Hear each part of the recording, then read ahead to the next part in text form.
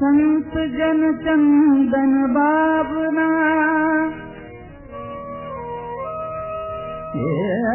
संत जन चंदन बाबना, सब कर चंदन होय। तुलसी सद्गुरु सेव तो कल्प वृक्ष सम होय। संत सपूत तू बड़ा, त्रणे नो एक स्वभाव। सारे पण बोले नहीं, इन्हें तारा ऊपर भाव।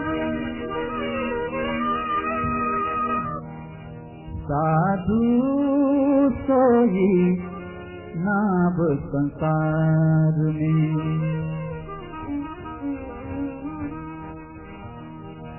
साधु सोई नाभ संसार में।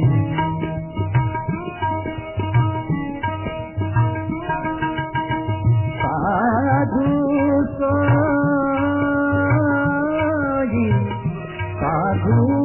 सोई नाभ संसार में।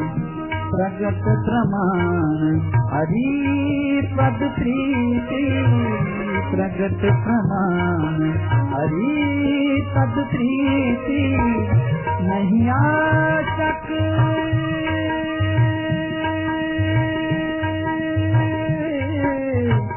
नहीं आशक धन नार में।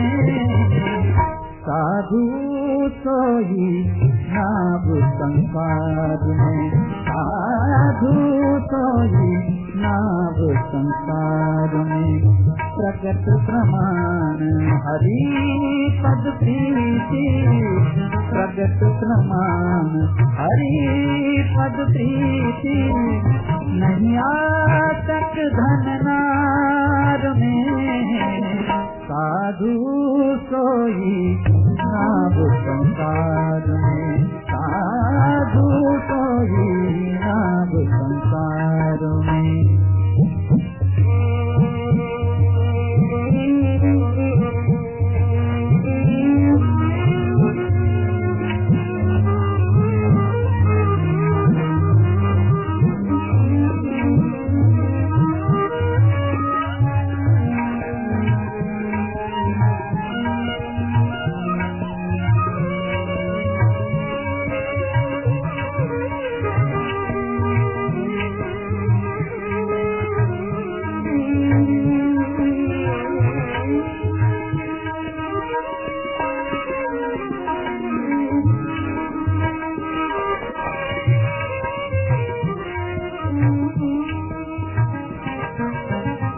मायाकृत सोई सत्य न मानत, मायाकृत सोई सत्य न मानत। जानत दुख परिवार, जानत दुख परिवार में। सुनत रही हरि गुण गावत,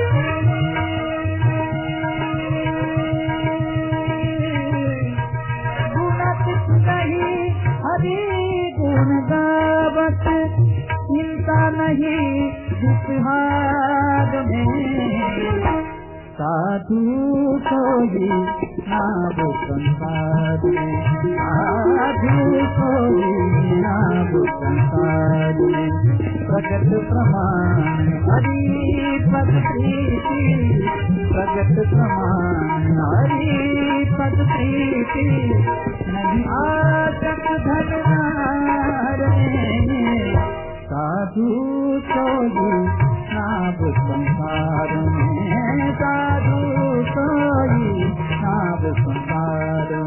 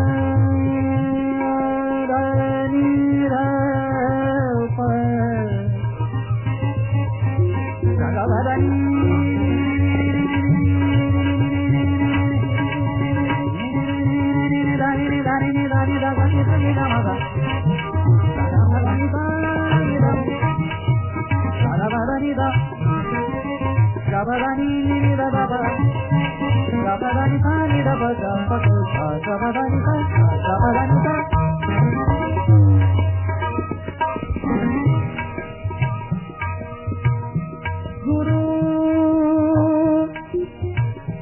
जाता है लाल की दया नहीं शिष्य माही, ओ दोनों को भेजिए उज्जड़ कुआ माही। हरि जुठे गत एक है गुरु शरणागत जाय, गुरु जुठे गत एक नाही, हरि न होत सहाय।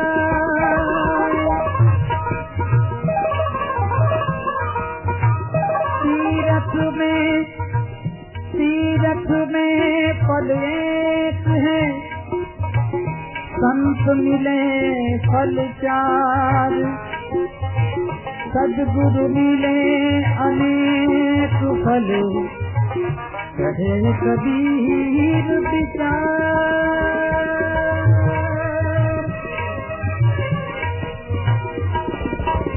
ब्रह्म होए पर ब्रह्म उपासक, ब्रह्म होए पर ब्रह्म उपासक, वह तन विषय विकार में ब्रह्मानंद संत सोईता, ब्रह्मानंद संत सोईता, समझत सार असार में, साधु सोई नाम संसार में, साधु सोई नाम संसार में। प्रगट प्रमाण, प्रगट प्रमाण, प्रगट प्रमाण, प्रगट प्रमाण, हरि पद प्रीति, प्रगट प्रमाण, हरि पद प्रीति, नहीं आजक धन नार में, साधु सोई नाम संसार में, साधु सोई नाम संसार में, साधु सोई नाम संसार में। जय स्वामीनारायण। जो एक कीर्तन છે સાધુ સોહી નાવ સંસાર में, ભગવાન પાસે પહોંચવા માટે, આ ભવસાગરને તરવા માટેનું આપણા માટે નાવ શું છે? સમુદ્ર પાર કરવાનું સાધન તો કોણ? તો કે નાવ સાધુ છે, સદગુરુ છે, સંત જન ચંદન ભાવના, સદગુરુ ચંદન હોય, તુલસી સદગુરુ સેવતો કલ્પવૃક્ષમ હોય, તો કે સંતજન કેવા છે? ચંદન ભાવના જેવા છે. એટલે આ તુલસીદાસ છે ને એની કડી છે કે જો સદગુરુને સેવીએ તો કેવા થઈએ આપણે? કલ્પવૃક્ષ જેવા થઈએ. પછી આગળ એમ કીર્તનમાં એમ કે સંત સપૂત અને તુમડા ત્રણેયનો એક સ્વભાવ, તારે પણ બોલે નહીં એને તાર્યા ઉપર ભાવ. આ ત્રણેય, એક તો સંત, સપૂત એટલે સારો પુત્ર, અને તુમડા, આ ત્રણેયનો સ્વભાવ શું? તો કે આપણને ગમે એમ કરીને તકલીફ વેઠીને પણ તારે. એ ત્રણેયનું તાન શું છે? તો કે આપણને ગમે એમ કરીને તારવાનું તાન છે. પ્રગટ પ્રમાણ હરિપદ પ્રીતિ નહીં આસક ધનનાન. હવે આપણને એની સમજૂતી આપે છે કે કેવા હોય. એટલે સૌથી પહેલું એને સર્વોપરી શુદ્ધ ઉપાસના હોય. એક મહારાજ વિના એની ક્યાંય પ્રતીતિ ન આવે, એક રંચ માત્ર એને બીજા પ્રત્યે ભાવ ન હોય. નહીં આસક ધનનાર ને, કે ધનશ્રીનો સંપૂર્ણ ત્યાગી હોય, એક રત્તી ભાર એને આસક્તિ ધનશ્રીમાં ન હોય. આ બધા લક્ષણ આપણને બતાવે છે. જો આવું ન કરવાનું હોય ને બધા પ્રત્યે આદર ને દિવ્ય ભાવ રાખવાનો હોય તો આટલા કીર્તનો, આટલા શાસ્ત્રો, આ બધી વાતો લખાત જ નહીં. હવે આગળ પાછા વર્ણન કરે, માયાકૃત સોહી સત્ય ન માન જાનત દુઃખ પરિવાર ને. માયામાંથી ઉપજેલું, માયાકૃત એટલે માયામાંથી ઉપજેલું જે કોઈ આ સંસારનું છે એ બધાને અસત્ય માને અને પરિવારમાં તો દુઃખ માને, જે આપણે સુખ માનેલું છે. ગુણાતીત રહી હરિગુણ ગાવે, ચિંતા નહીં ચિત્ત હાર ને. ત્રણેય ગુણ પર રતમ સત્વ, અને આ પ્રશ્ન થવો જ જોઈએ, સત્વગુણ થી પણ પર થવાનું. હા, સત્વગુણ પણ મારાને મેળવવામાં બાધક છે. આપણને દયા આવી, સદાવતો ખોલવા, ગરીબ વિદ્યાર્થીઓને રાખવા, મંદિરો બાંધવા, આ બધી સત્વગુણની પ્રવૃત્તિ. ઉત્સવ સમયા કરવા, યાત્રાઓ કરવી, પુસ્તકો લખવા, બધી સત્વગુણની. તેમ છતાં બાપાએ આ બધું જ કાર્ય કીધું કે નહીં, એક મૂર્તિ ચિંતા નહીં ચિત્ત હાર ને. એટલે કે એના ચિત્તમાં ક્યારેય તેની ચિંતા જ નહીં, કારણ કે નીચીલા બને એમાં મારું કાંઈ બળતું નથી એવું જેને કરી લીધું એને ચિંતા નહીં વ્યાપતી હોય. ગુરુદા કહી લાલચી દયા નહીં શિષ્ય માય, વો દોનો કો બેચીએ ઉજ્જળ કુવા માય. આ કીર્તનના શબ્દો સાંભળજો, બહુ સરસ રીતે ગાય. જે ગુરુ લાલચી હોય, હવે એની ઓળખાણ કરવાની છે, અને એક જે ગુરુ શિષ્ય એવો હોય કે જેની અંદર દયા ન હોય, તો કે આ બે એવા કેવા છે? તો વો દોનો કો ભેજીએ ઉજ્જળ કુવા માય. એ બે ને ઉપાડીને ક્યાં નાખ દો? તો કે કોક ઉજ્જળ કુવો હોય ને એમાં ઉપાડી નાખી દો. તો આપણને લક્ષણ જોવાના કીધા કે પૂર્ણ મુક્ત હોય આવા લક્ષણ યુક્ત ન હોય. હરિ રૂઠે ગત એક હે ગુરુ શરણાગત જાય, ગુરુ રૂઠે ગત એકે નહીં હરિ ન વત સહાય. જો હરિ રૂઠે છે ને તો શું થાય? તો કે ગુરુના ચરણમાં જવાય છે. પણ જયારે ગુરુ રૂઠે છે ને ત્યારે આપણે ક્યાંય નથી જઈ શકતા, કારણ કે હરિ એની સહાય કરતા નથી. એના દ્રષ્ટાંત આપણા શાસ્ત્રમાં ઘણા છે. અંબરીશ રાજા હોય છે, એમને જયારે પારણું કરવું હોય અને દુર્વાસા ઋષિ સ્નાન કરવા ગયા હોય અને આવતા નથી, ત્યાં બીજા બધા હોય બ્રાહ્મણો, એમને એમ કે છે કે ખાલી તમે તુલસીનું પત્ર ચડાવી દો એટલે તમારે જે ઉપવાસ પૂરો કરવાનો તો એ થઈ જશે, અને તેમ છતાંય તમે દુર્વાસા ઋષિની કોઈ પણ માનહાનિ કરી ન કહેવાય અને તમારું મુહૂર્ત જળવાઈ જાય. એટલે ખાલી એમણે એક તુલસી પત્ર ચડાવેલું. એમાં તો દુર્વાસા ઋષિ આવે, એમને ખબર પડે કે અમરીશ રાજાએ તો આવું કરી લીધું, મારી રાહ ન જોઈ. એટલે એમને ગુસ્સો આવે છે. ગુસ્સામાં આવીને એમની ઉપર અપમાનજનક શબ્દ કે ત્યાર પછી ભગવાન લેવાતું નથી. અને આપણા કીર્તનમાં કહ્યું છે, અમરીશ રાજા મુને અતિ ઘણા વાલા. એને જયારે દુર્વાસાએ દુઃખ દીધું ત્યારે મેં મારું સુદર્શન ચક્ર ધાર્યું. મારું બિરુદ હતું કે હું ક્યારેય સુદર્શન ચક્ર નહીં ધારું, તો પણ મારા ભક્ત માટે થઈને. જે આપણે અત્યારે વચનામૃતનો છેલ્લો પેરેગ્રાફ હતો કે મહારાજ તો અતિ દયાળુ છે, પણ જયારે કોઈ એમના ભક્તનો દ્રોહ કરે ત્યારે ભગવાન સહન કરી શકતા નથી. એમ કૃષ્ણ ભગવાનથી પણ સહન થતું નથી, અને કૃષ્ણ ભગવાને સુદર્શન ચક્ર છોડ્યું. દુર્વાસા ઋષિની પાછળ સુદર્શન ચક્ર પડે છે. દુર્વાસા ઋષિ બધા જ દેવતાઓ પાસે જાય, કોઈના શરણમાં એમને સહણું મળતું નથી. બધા એક જ કહે છે કે હવે તમે જેનો દ્રોહ કર્યો છે ત્યાં જાઓ. અને અંતે એક વર્ષે ફરતા ફરતા દુર્વાસા ઋષિ અમરીશ રાજાની પાસે આવે છે. જોવાની ખૂબી કે અમરીશ રાજાએ પણ એક વર્ષ સુધી હજી પારણા કરેલા નથી. અને ત્યારે દુર્વાસા ઋષિ જે મહાન કહેવાય, જેમાં રહી ભગવાન જમેલા છે, જે આપણા મહારાજ વચનામૃતમાં પણ એમ કીધું કે એમનાજી મહારાજ આપે, એટલે કે આ વાત સત્ય જ છે, એવું નથી કે કપોળ કલ્પિત છે. તેમ છતાં એવા દુર્વાસા ઋષિએ જયારે અમરીશ રાજા એ ઘોર એનો દ્રોહ કર્યો ત્યારે મહારાજે માફ નથી કર્યા. અંતે આવીને એમને અમરીશ રાજાના પગમાં પડવું પડે, અને ત્યારે સુદર્શન અટકે છે. એક વર્ષ સુધી બધે જ ફર્યા, ત્યાં એમને એમાંથી મુક્તિ, એક સુદર્શન ચક્રમાંથી મુક્તિ નથી મળી. તો આપણે તો જન્મ મરણના ચક્કરમાંથી નીકળવું છે, તેમાંથી મુક્તિ તો આવા મુક્ત હોય. એમાં પણ અમૃત સાગરમાં પણ સ્પષ્ટ કહી દીધું, પ્રગટ મુક્તમાં પરોક્ષ મહારાજ અને પરોક્ષ મુક્ત, એટલે કે જેતા અદ્રશ્ય થઈ ગયા હતા બધાની સેવા પ્રગટ મુક્તમાં રહીને સ્વીકારે છે મહારાજ. અને જયારે આપણે સમય જો તક સાધી લઈએ તો કામ થઈ જાય, મહારાજ નો મુક્ત નો રાજીપો થઈ જાય. એવી જ રીતે આમાં હતી ને લીટી કે જો હરિ રૂઠે તો ગુરુ પાસે જવાય, પણ ગુરુ રૂઠે તો પછી કોઈ શરણ લેતા નથી, કોઈ પણ ભગવાન પણ તમને સ્વીકારતા નથી. એક વખત રામ ભગવાન સીતાજીની ગોદમાં આરામ કરતા હોય છે અને એ વખતે ઇન્દ્રનો પુત્ર જયંત કાગડાનું રૂપ લઈને પરીક્ષા કરવા આવે અને સીતાજીને ચાંચ મારે, લોહી કાઢે. પછી એકદમ લોહી નીકળવાથી, ગરમ લોહી અડવાથી રામ ભગવાન જાગી જાય અને જોવે કે આ તો ઇન્દ્રનો પુત્ર જયંત કાગડાનું રૂપ લઈને આવેલો. એટલે એમણે એમની પાસે અત્યારે એક તણખલું લીધું અને એમાં એમણે બ્રહ્માસ્ત્રની કલ્પના કરી એની પાછળ છોડ્યું. તો આગળ જયંત કાગડાના રૂપે અને પાછળ તણખલું. હજુ તો તણખલું જ, પણ ભગવાને એમાં શક્તિ આટલી બધી મૂકી દીધી. પછી પેલા તો ઇન્દ્ર પાસે જાય, એમના પિતા છે ઇન્દ્ર. ત્યારે ઇન્દ્ર એને બચાવો બચાવો, પણ ઇન્દ્ર ના પાડે છે કે આ કામ મારું નહીં. ત્યાંથી બ્રહ્મા પાસે જાય, બ્રહ્માજી ના પાડે કે નહીં, આમાંથી હું નહીં બચાવી શકું. ત્યાંથી શંકર ભગવાન પાસે જાય કે નહીં, હું નહીં બચાવી શકું. વિષ્ણુ ભગવાન પાસે જાય તો કે નહીં, મારાથી આ કામ નહીં થાય.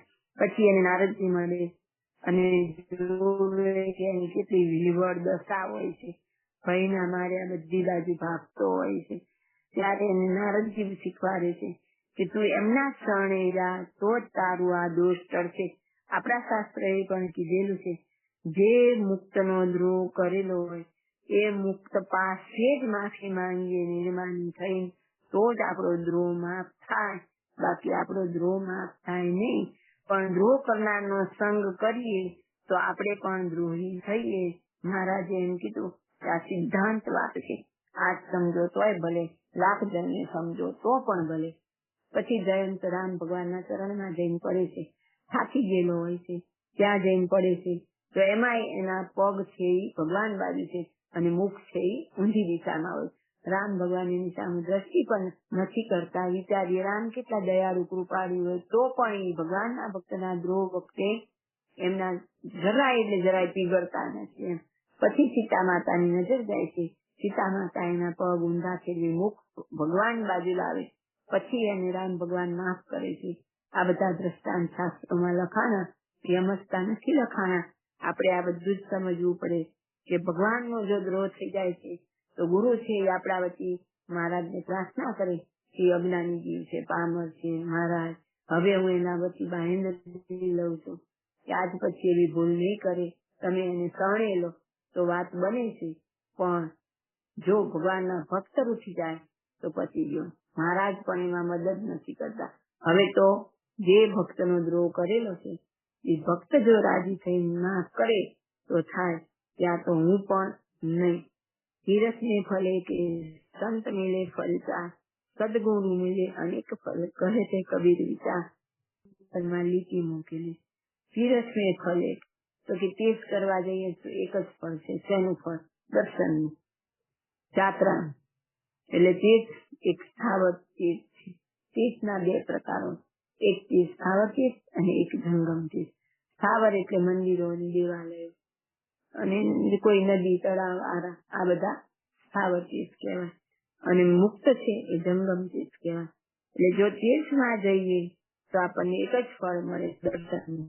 સંત મિલે ફલ ચાર, જે સંત મળે સાધુ બધા કહેવાય, જે ધનશ્રીના ત્યાગી એવા નથી તો તેમાં આવતા જ નહીં. પણ બીજા દર્શનીય વંદનીય પૂજનીય જે હોય એવા સંત મળે તો ચાર પ્રાપ્તિ થાય. એ શ્રેષ્ઠ જે આપણને કીર્તનમાં કીધું તું કર્તવ્ય સંહિતામાં એમ.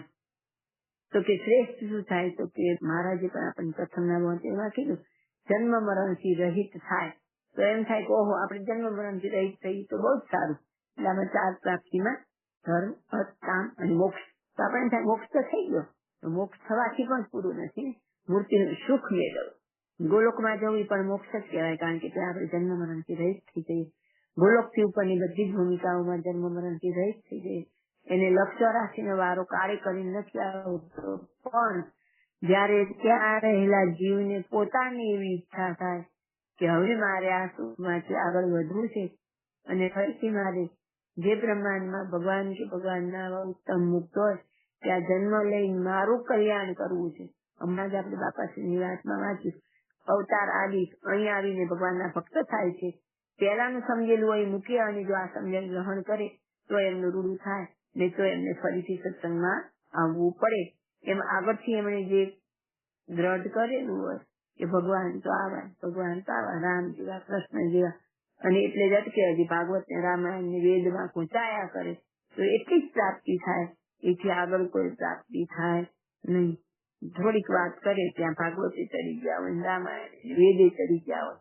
દ્રષ્ટાંત આપણે પણ લઈએ છીએ, પણ આપણે ખાલી દ્રષ્ટાંતમાંથી શું શીખવાનું છે એ લઈએ છીએ, આખી એની પારણો કરવા બેસી જતા નથી. તો એ ધર્મ કામ અને મોક્ષ સાચા સંતથી મળે. પણ ગોલોકમાં જવું એ પણ આત્યંતિક મુક્તિ તો નથી જ ને, ત્યાં તો પણ હજી આપણે આપણું કલ્યાણ કરવાનું બાકી રહી જાય. તો હવે શું કીધું? સદગુરુ મૂલ્ય અનેક ફળ. તો સંત અને સદગુરુ બે જુદા છે. જેમ આપણને પ્રથમના 55, 58, 8 ત્રણેયમાં કીધું પૂર્વના અતિમલિન સંસ્કાર કેમ કરે તો કે મોટા સત્પુરુષના સહની જરા અને કેવી અસાધારણ ભક્તિ આવે અને સુસાધન છે. સત્પુરુષની સેવા અને સમાગમ એવા અહીંયા જયારે અતિ મોટા પુરુષ મળે, સદગુરુ મળે, ત્યારે આપણી મુમાં રહીને મુક્તિનું સુખ લેવાની સ્થિતિ થાય. એના વગર એવી સ્થિતિ થતી નથી. એટલે તો આપણને કે પરમ એકાંતિક કઈ ગુરુ સ્વરૂપે મળે અને જો ધામા રહેવાની સમજણ થઈ હોય તો આપણને પ્રાપ્તિ પરમ એકાંતિક ની થાય. અને આપણને સાધન દશામાં અનાદિ મુક્ત ગુરુ તરીકે મળેલા હોય તો આપણી સ્થિતિ અનાદિ મુક્ત ની થાય. એટલે આપણે જેને સેવીએ એવા આપણે બ્રહ્મ હોય પર બ્રહ્મ ઉપાસક વહત ન વિષય વિકારની સાચા સંત કેવા હોય તો કે પોતે પુરુષોત્તમ રૂપ થઈ અને પુરુષોત્તમને પચતા હોય એવા જયારે આપણને મળે અને કોઈ પણ વિષયમાં લેવાતા ન હોય. બ્રહ્માનંદ કહે સંત કોઈ સાચા, તે જ સંત સાચા જે આપણે અહીંયા વાત થઈ બધા સંખા નહીં. તો જે દ્રોહની વાત, સમાગમની વાત, આવા સંતની સમજ તો સાર અસાર નહીં. તું સાર ને અસાર નો થોડો વિવેક કર. આ તને લક્ષણ બતાવ્યા એને તું સંત માનજે, બાકી કોઈ સંત નહીં. સંત ખરા પણ મૂર્તિની પ્રાપ્તિ કરાવી તેવા નહીં. અને જે આપણને શાસ્ત્રોમાં કીધું સંત જમે તે ભેડો હું જમું રે, એ બધી જે વાત છે એ આવા મૂર્તિમાં રહીને મૂર્તિના સુખ ભોગતા હોય એવા સિદ્ધ દશા વાળા મુક્તની વાત છે. બાકી બધા જ સંતમાં રહી મહારાજ નથી. જય સ્વામિનારાયણ.